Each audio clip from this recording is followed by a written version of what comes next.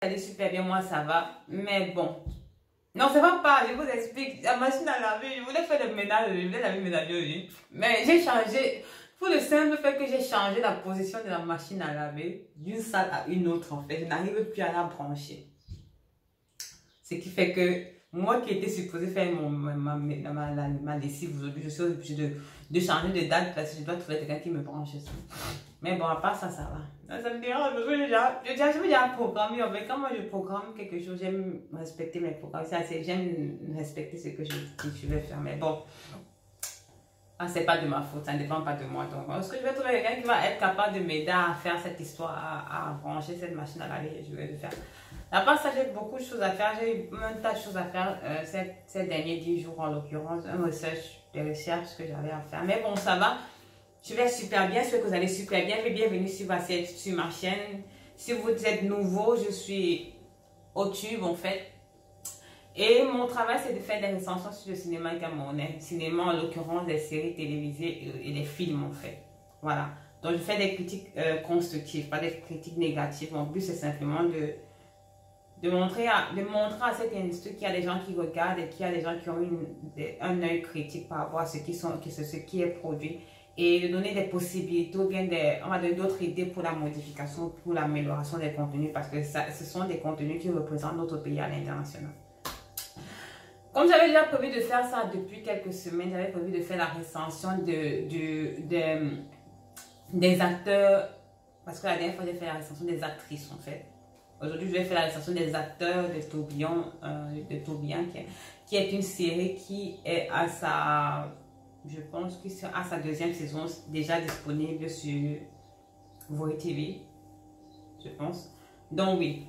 Donc, je vais faire la recension sur certains acteurs, pas sur tous, parce qu'il y a beaucoup d'acteurs masculins. Je vais faire la recension sur des acteurs que j'ai appréciés. Et ceux dont je ne parlerai pas, ce sont des acteurs qui n'ont pas particulièrement... They didn't catch my eyes, like seriously. They didn't catch my eyes, so they didn't catch my eyes.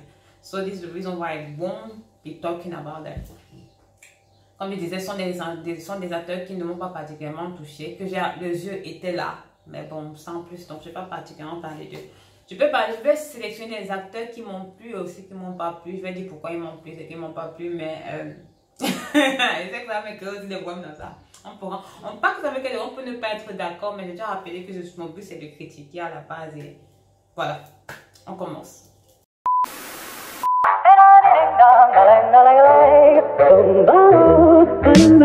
La puissance, gros c'est la puissance, c'est la puissance, la puissance. C'est la puissance, c'est la puissance, la puissance. Bien. Alors on va faire parler de Tourbillon d'amour. Je pense que moi particulièrement je dois dire un gros big up à l'équipe technique qui a fait un beau travail. Pas le meilleur, mais c'est ça. Je dis il y a une belle amélioration au niveau de la production. C'est au niveau de la production parce que j'ai aimé le fait qu'ils ont intégré des motions.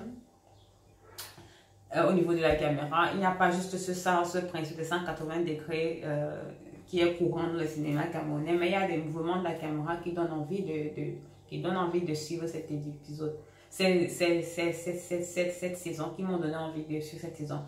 Mais le soundtrack aussi, les soundtracks qui sont les sons de fond, les sons musicaux de fond en fait qui sont ajoutés à des contenus en général pour créer l'atmosphère, bien pour développer ainsi une certaine émotion autour du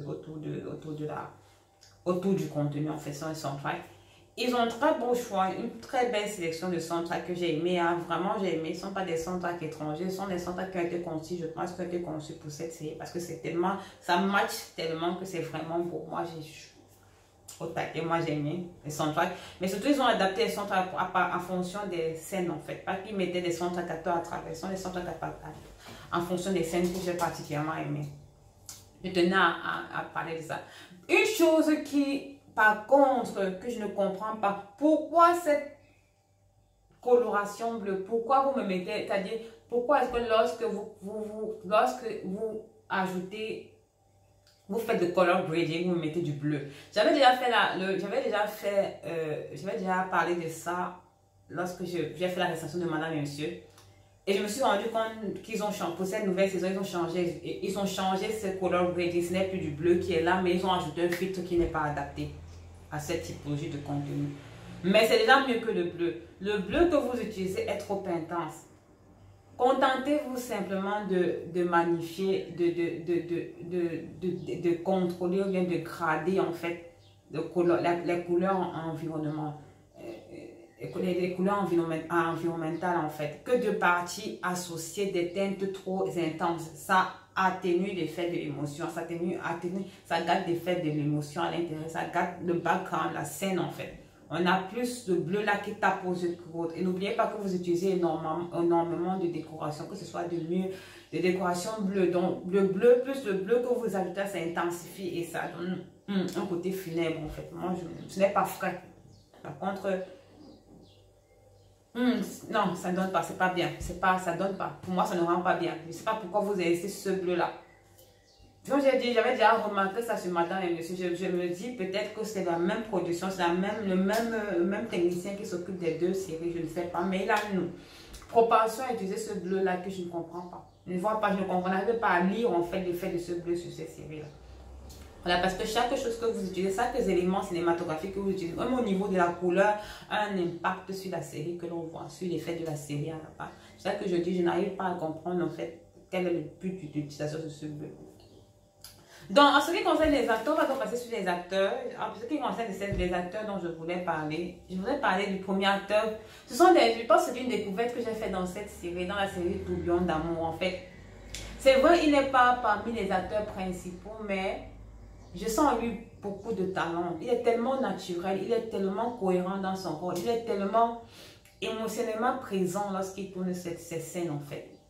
Même pas au niveau de la gestion, je dirais pas au niveau de la gestion, mais au niveau de l'impostation du corps. Il a un beau contrôle de son corps, c'est-à-dire il fait vraiment un avec son rôle en fait. Je pense que ça sera un très bon acteur s'il est bien encadré, très bon acteur, parce qu'il est déjà bon, mais il est très bon, c'est un très bon acteur. J'ai pas pu repérer son nom parce que j'ai pas vraiment eu le temps de chercher. Mais j'ai beaucoup aimé son jeu d'acteur. Vraiment, je pense que c'est un des premiers dont je voulais parler, c'est l'officier Bilora. Chacun m'a dit que mais c'est qui? C'est l'inspecteur Bill, c'est l'inspecteur de police qui s'occupe de faire la recherche. À aucun moment, pour moi particulièrement, à aucun moment il a été hors de son caractère. Donc j'ai vraiment aimé sa naturalité, son intégration à l'intérieur du rôle en fait. Il est vraiment original. Pas qu'il est original, il est cohérent avec son rôle en fait, sa façon de jouer, ses mimiques en fait, ses expressions émotionnelles qu'il n'a pas, mais par contre il a la représentation de la tension faciale en fait, et qui fait que vous savez que les officiers ne sont pas supposés montrer leurs émotions. Donc il fait qu'il a justement, parce qu'il n'a pas d'émotion, par contre il a une interprétation faciale, une expression faciale en fait, qui permettent de lire en fait ce qu'il pense. C'est neutre. Elles sont neutres, mais de la même façon, on a une compréhension de sa capacité d'intégration dans le rôle. C'est vraiment très beau. C'est rare de voir ça. Je me rappelle bien un autre policier que j'avais vu. C'était Mitumba avait joué le rôle de policier, mais de commissaire, mais ça ne matchait pas en fait. Par contre, lui, on a l'impression qu'il a vraiment étudié les policiers. Il a vraiment été en contact avec ce corps de métier. C'est vraiment très beau. Au niveau, donc c'est ce premier acteur que je vais dire que ça a été une découverte pour moi au niveau dans Tourbillon d'amour. Deuxième, Cédric. Cédric qui est le gars de Ngo. Alors au début, lorsque je découvre le Cédric, en fait, je me dis, il a des airs de Richard Gere. C'est-à-dire, il a des airs de Richard Gere. Lorsque tu entres dans le contexte, en fait, dans la lecture de la culture camerounaise, de l'homme camerounais, en fait, il y a justement ce typologie d'homme camerounais qui est un peu ce côté séducteur, mais qui a ce côté distant là. Et il joue parfaitement ce rôle-là. Parfaitement. Du premier jour, je l'ai vu jouer jusqu'au dernier jour. Je pense que ce sont les filles qui surjouaient même en sa présence, mais c'était aussi voulu. Je me dis c'était aussi voulu parce qu'elles étaient intéressées. Je ne sais pas spécifiquement de quoi. Mais lui, vraiment, il a très bien joué son rôle. Maintenant, après, il a joué très bien. Ça a été une belle découverte. Parce qu'il y a beaucoup de travaux aussi à faire de son côté. Parce qu'il a encore ce problème aussi. Parfois, il n'est pas très naturel. Parfois, il a un décalage entre son personnage et son lui en tant que en tant que Cédric et son lui en tant que lui-même en fait. Parfois, il n'arrive pas à entrer à l'intérieur du rôle complètement. Mais du point de vue émotionnel, en fait, du point de vue, là aussi, du niveau du contrôle émotionnel, c'est très bon, il est très bon jeu d'acteur, vraiment. Je me suis retrouvée en face d'un Richard Camerounais, quoi.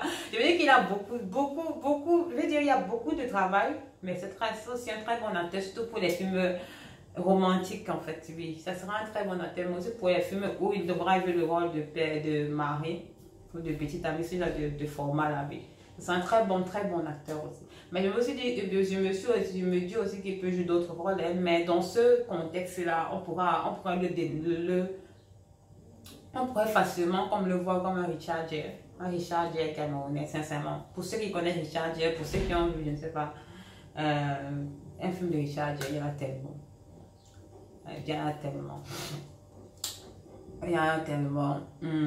Donc, oui, moi j'ai pratiquement, ça a été une belle découverte pour moi. Côté négatif, je dirais que parfois, comme je disais tantôt, parfois il a tendance à suivre. Parfois il y a trop de contrôle, il y a trop de volonté de faire en fonction du script. Parfois, il y a cette rétention en lui. Parfois, il y a cette retenue, autant pour moi, rétention, retenue. Il y a cette retenue en lui qui fait à ce qu'il ne s'approprie pas complètement du rôle dans certaines scènes. Mais dans la plupart des cas, dans 70% des cas, vraiment, il est cohérent dans sa façon de jouer. Et il ne regarde pas la caméra, donc on a l'impression que c'est vraiment une caméra. Je veux dire, qu'est-ce qui fait un bon acteur? Sa capacité à faire fi de la caméra, mais en réalité de s'approprier le rôle, de faire ressentir des émotions au téléspectateur. C'est-à-dire de transcender, d'aller au-delà de la caméra, de transcender la barrière de la caméra. Et de permettre au téléspectateur de capter l'émotion qu'il veut renvoyer. C'est ce qu'il fait. Il réussit très bien. Dans la plupart des cas où je l'ai vu jouer, en fait, dans les scènes où je l'ai vu jouer, il va vraiment bien. Et il a passé différents stages, en fait. Il a passé différents stages dans les épisodes. Il y a eu une évolution du personnage en lui.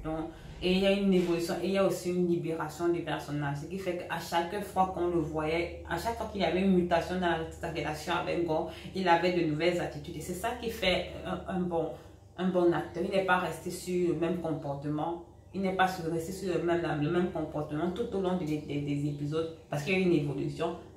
Mais il s'est affirmé. Il a évolué avec les épisodes. C'est ça que je dis.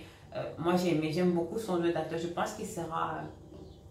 Vraiment, il ira vraiment loin s'il continue dans ce moule-là. Il y a lui, et comme il disait, officier Biloga. J'aimerais le voir dans d'autres rôles, mais vraiment, j'ai aimé. C'est un des personnages que j'ai particulièrement aimé.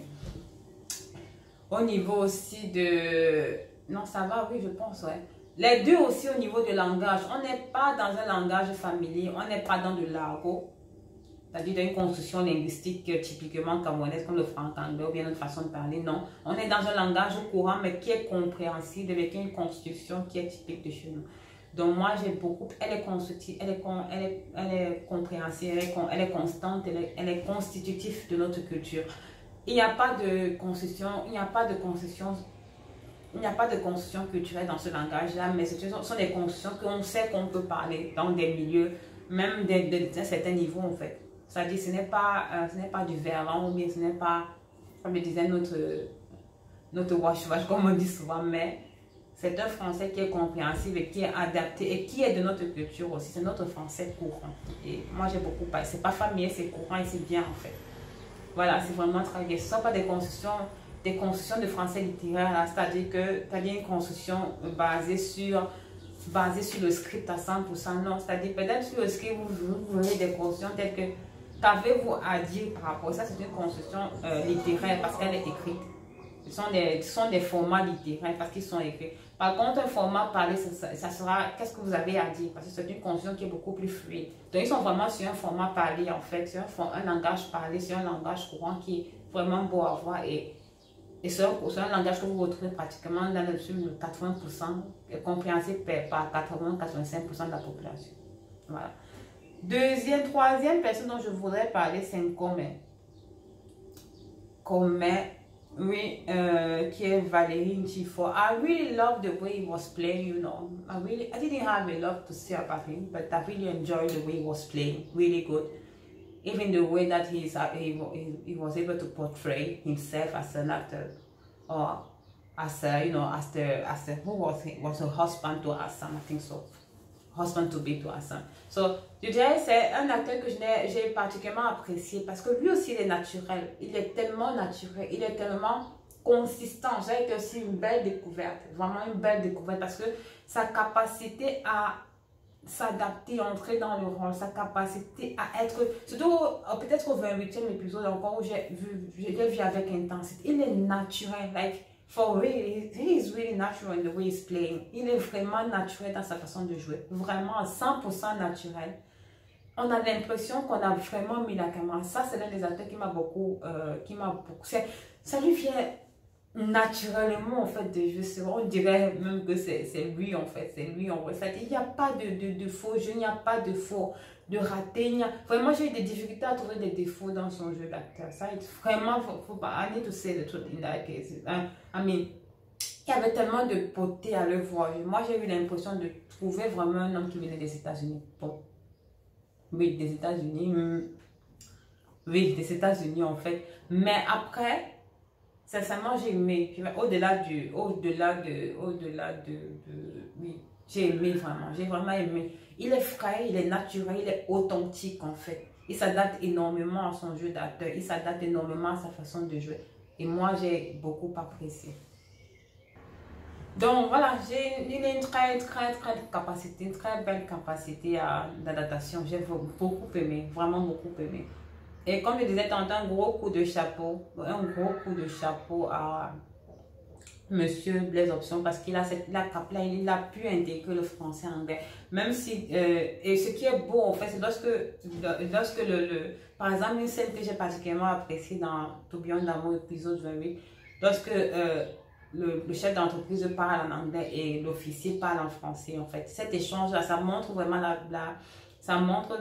la versatilité, mais aussi la multiculturalité, le bilinguisme camerounais. C'est vraiment très beau. C'est vraiment très beau. C'est une très belle interprétation de notre culture et chapeau bas. Donc lui, comme je disais, qui est Valérie Njifo, moi franchement, chapeau bas, moi j'ai aimé son jeu d'acteur. Petit bémol, c'est peut-être à l'épisode 29 par exemple, où au niveau, je pense que lorsqu'il marchait dans la rue, il marchait dans la rue, il voulait fuir en fait.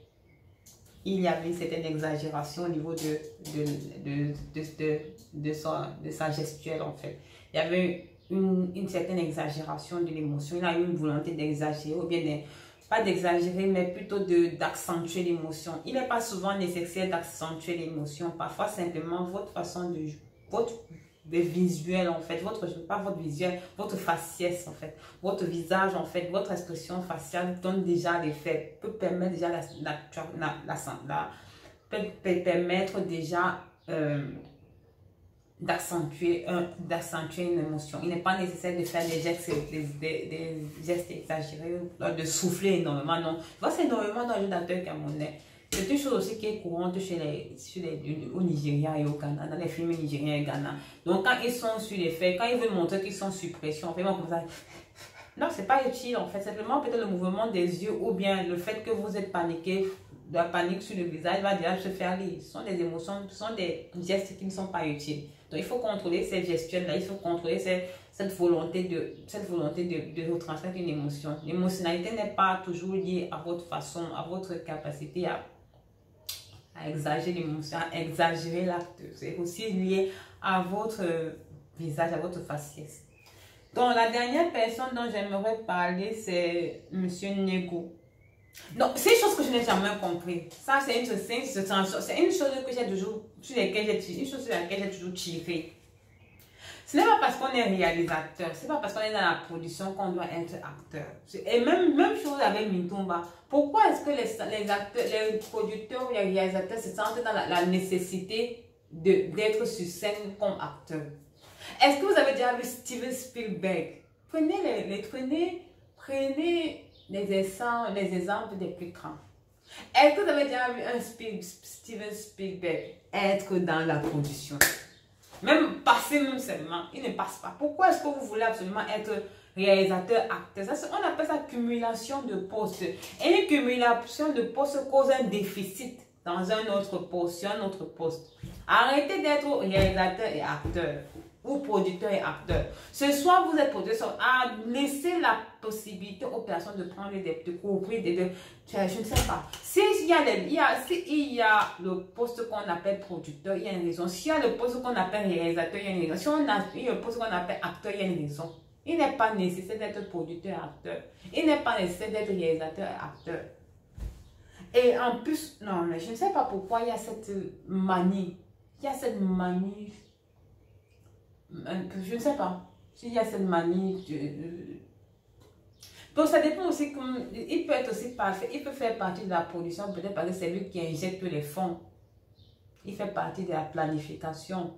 Ou bien, je ne sais pas, mais le plus difficile, production et acteur encore ça va, mais quand tu es en plus à la place de réalisateur, parce que en général, quand tu es réalisateur et acteur, ça c'est encore là où tu as tout à fait. Le problème c'est quoi? C'est que le réalisateur guide les acteurs. Comprenez bien, c'est comme un professeur d'école en fait qui est professeur, qui est un recteur d'école en fait qui est à la fois professeur et puis les élèves. Bon, qui apprend de qui? Parce que le recteur se pourrait donner la vision ou bien gérer le personnel. Et puis surtout aussi être acteur. Vous gérez ça comment?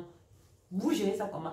Je ne dis pas que ça impacte négativement ou positivement la série. Ce que je dis simplement, c'est qu'il faut laisser la possibilité. Il faut donner les compétences. Il faut donner les personnes, mais laisser la possibilité aux personnes compétentes de prendre ces postes-là.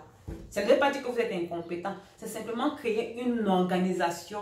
Il faut créer une organisation constructive sur une scène. S'il y a ces différents postes-là, c'est qu'il y a une raison à cela. Tout ce que je veux faire comprendre. Je ne sais pas pourquoi il y a cette volonté d'avoir une cumulation de postes. C'est vrai que vous allez me dire, c'est le cas dans beaucoup de pays, dans beaucoup de secteurs d'activité, mais donnez l'exemple. Arrêtez de chercher à cumuler les postes. Arrêtons de chercher à cumuler les postes. Vous pouvez avoir beaucoup de connaissances en beaucoup de choses. En fait, là, je suis d'accord. On peut avoir des connaissances en beaucoup de choses. Mais ces connaissances larges là vous permettent en fait de gérer les hommes en fait. Soit tu es acteur, soit tu es producteur. Ou tu es producteur tout simplement. Mais je crois que quand tu es acteur, pourquoi cumulation de postes. Bon, à part ça, son jeu d'acteur, c'est justement pour ça que je vais tirer son jeu d'acteur. Parce que c'est son jeu d'acteur là. Il est là. Qu'est-ce que je vais dire de monsieur Nebou? Il y a rien. C'est-à-dire justement parce qu'il y a cette cumulation de postes là, justement, il ne peut pas être à son plein potentiel lorsqu'il joue son rôle d'acteur. Il ne peut pas être à son plein potentiel parce qu'il doit se contrôler. Il doit contrôler son jeu d'acteur. Il doit contrôler le jeu d'acteur de ses acteurs. Il doit contrôler l'action de ses acteurs, bien le travail de ses acteurs, les rôles en fait. Il doit s'assurer que justement cet acteur rendent le jeu comme il voudrait que ce soit rendu. Et puis il doit contrôler la production, contrôler la caméra. Ça fait beaucoup de contrôle à faire. À quel moment tu vas être à ton 100% lorsque tu fais cela? Je ne sais pas. Bref, c'est ce qui va aussi causer qu'il aura un minimum de passage en fait. Il aura un minimum. Il ne peut pas faire un film complet, complètement. Non, il ne peut pas le faire complètement parce que ça va créer problème sur le long terme. Il faut bien qu'il contrôle tout. C'est soit la production du film va durer beaucoup plus longtemps. Parce que ça devait faire 2-3 semaines, ça doit faire 1 mois, 2 mois, 3 mois. Ou bien il y aura un manquant dans un de ces postes. Voilà.